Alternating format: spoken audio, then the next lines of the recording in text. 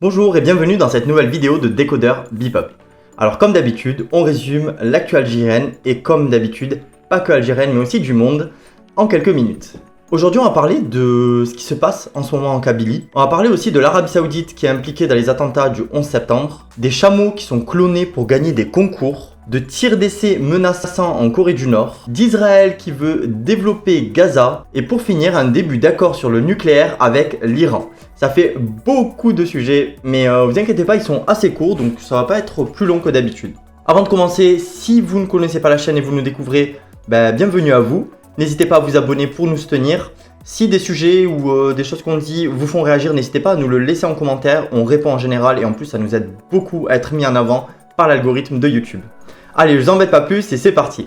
On vous avait parlé il y a quelques jours des émeutes qui ont éclaté à Kherrata, suite à l'interdiction d'une marche en soutien aux détenus d'opinion. Et depuis, dans la ville, les arrestations avec perquisition des domiciles se sont multipliées. Plusieurs activistes connus pour leur participation aux marches du Hirak sont recherchés. Ce sont des sources locales qui se sont confiées au journal Interligne. Elles racontent qu'un important dispositif est toujours déployé dans les rues de la ville de Kherrata, même si la situation s'est calmée depuis début septembre. Selon cette même source, des policiers pour la plupart en civil se baladent dans les cafés et les marchés et interpellent les citoyens de façon aléatoire. Pour justifier leur interpellation, les autorités évoquent une présumée alliance avec le mouvement de l'autodétermination kabyle. Selon les témoignages, certains activistes vont être relâchés après quelques heures d'interrogatoire, tandis que d'autres seront transférés à Bijaya. En dehors de la ville de Kherrata, le Comité national de la libération des détenus d'opinion indique que ces nouvelles arrestations ont eu lieu dans les villes d'Ekbou, Temzrit et Sidi Aïch, et que ces perquisitions à domicile ont été organisées par la brigade de recherche d'intervention, donc la BRI.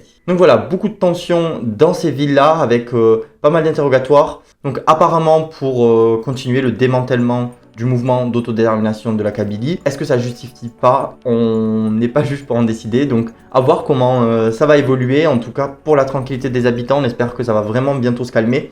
Ça doit pas être agréable comme ça au quotidien d'avoir cette peur d'être interpellé.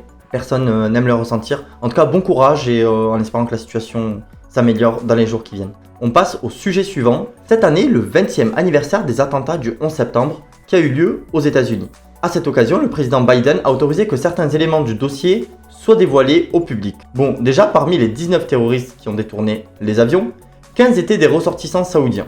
Mais au-delà de ça, dans les éléments dévoilés, on trouve des notes qui impliquent l'Arabie Saoudite dans ces attentats. En fait, ces notes montrent les liens qu'il y a pu avoir entre Omar Bayoumi, un Saoudien donc installé en Californie, et deux hommes qui ont fait partie des pirates de l'air, Nawaf Hamzi et Khalid Al-Mihdar. Dans cette affaire, Omar a été soupçonné de leur avoir apporté une aide logistique. Bon, même si les soupçons sont renforcés, l'AFP annonce qu'elles ne fournissent pas les preuves qu'espéraient les familles des victimes poursuivant l'Arabie Saoudite en justice. Donc l'Arabie Saoudite est poursuivie en justice par les familles des victimes depuis un moment, mais les preuves sont apparemment insuffisantes. On passe directement au sujet suivant. C'est une histoire un peu drôle, mais qui peut ne pas l'être pour certains. C'est au centre de reproduction biotechnologique de Dubaï, des clients fortunés payent des sommes importantes pour remporter les concours de chameaux organisés. Dans ce centre, on clone des chameaux pour qu'ils aient les caractéristiques parfaites pour remporter les courses ou les concours de beauté. Cette technologie de clonage consiste à récupérer de l'ADN dans des cellules de l'animal qu'on veut cloner et y insérer cet ADN dans les ovules des femelles donc porteuses. Cette pratique est fréquente dans de nombreux pays, mais elle est quand même dénoncée par les groupes de défense des droits des animaux. En attendant, à Dubaï, le docteur Nissar Ouani déclare « Nous avons tellement de demandes que nous ne sommes pas en mesure de tenir le rythme. » Son équipe travaille jour et nuit pour produire des copies conformes des plus beaux chameaux. Ses clients sont prêts à débourser entre 7 et 14 millions de dinars pour remporter les concours organisés. Donc voilà, comme on disait, c'est assez drôle que toutes ces sommes soient déversées donc pour avoir le chameau parfait. Mais d'un côté, ça fait assez peur parce que donc il y a ce, comme on disait, cet irrespect du droit des animaux, mais aussi le fait que ces pratiques se normalisent et puissent aller dans le futur vers du coup donc des pratiques vers des humains. Donc à surveiller de très près et nous on passe au sujet suivant. Donc c'est ce lundi, 13 septembre aujourd'hui, l'agence officielle coréenne la KCNA a annoncé que le week-end dernier, la Corée du Nord avait effectué avec succès des tirs d'un nouveau missile de croisière longue portée. Il s'agit des premiers tirs depuis 6 mois. On peut alors se demander s'il y a une symbolique derrière. Pour les États-Unis, la Corée du Nord enverrait des menaces à ses pays voisins. Et le journal américain The New York Times voilà un indicateur de la course aux armements entre la Corée du Nord et la Corée du Sud. Donc bon, à savoir que ces événements ne sont pas du tout anodins, que chaque année au moins la Corée du Nord à un moment dans l'année fait un peu parler d'elle en lançant quelques missiles. C'est du vu et du revu. rien d'anormal on va dire, même si c'est à surveiller de très près. On passe au sujet suivant et on va aller ailleurs dans le monde du côté du Moyen-Orient, donc en Palestine, où l'occupant Israël propose un plan de développement pour la bande de Gaza. Pour mener à bien ce projet, le gouvernement donc israélien exclut toute négociation avec le Hamas. Selon le journal israélien The Time of Israel, le ministre des Affaires étrangères israélien, Yair Lapid, a proposé dimanche une nouvelle vision pour la bande de Gaza et a promis des mesures économiques en échange de la sécurité. Mais rien de concret n'a été annoncé. Depuis le changement du Premier ministre, un changement de politique envers le peuple de Palestine est en route. N'oublions pas par contre que ce n'est pas la première fois qu'Israël fait des promesses comme celle-ci et propose donc une autonomie de la Palestine. Donc encore une fois, une affaire à surveiller. En tout cas, si vous avez envie de réagir, n'hésitez surtout pas à nous laisser en commentaire. On a hâte d'avoir votre avis justement sur le sujet. On passe directement au dernier sujet donc de la vidéo. C'était une longue vidéo et là on arrive à la fin. C'est le début d'un accord de nucléaire avec l'Iran.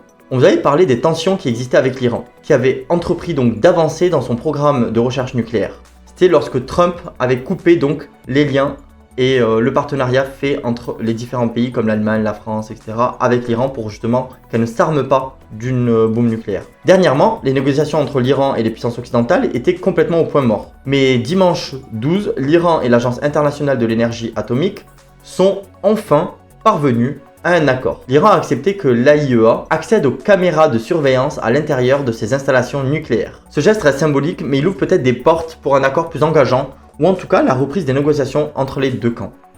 Donc, juste pour expliquer, l'Iran possède le nucléaire, donc la technologie nucléaire, et s'en sert pour produire de l'énergie.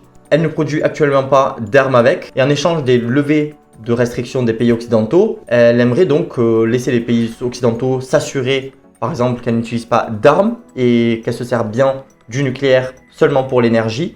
Pour parvenir donc à un accord, c'est un excellent début. Il faut savoir qu'actuellement de nos jours, une puissance n'est pas obligée d'avoir immédiatement l'arme nucléaire. Si elle a la technologie nucléaire, elle peut facilement avoir l'arme. Et l'Iran serait bien plus gagnante à refuser l'arme nucléaire, mais donc à lever les restrictions faites par les autres pays, commencer à relancer son économie et donc elle-même produire de l'énergie avec le nucléaire que vraiment se focaliser que sur l'arme qu'elle pourra bien sûr avoir par la suite. C'est un enjeu très important qui se joue là-bas, car on a un peu Israël qui est un peu la carte des États-Unis, on a l'Arabie Saoudite qui est un peu la carte de l'Europe, et l'Iran qui est un peu la carte de la Russie, de la Chine, etc.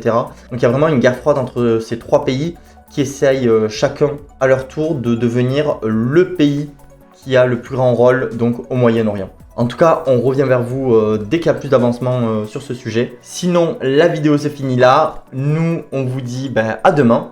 Et en attendant, bien sûr, si la vidéo vous a plu, le format vous a plu, n'hésitez surtout pas à vous abonner et laisser quelques commentaires pour nous soutenir et nous aider à nous mettre en avant et nous faire recommander par YouTube. Merci beaucoup d'avoir été là et à demain. Ciao!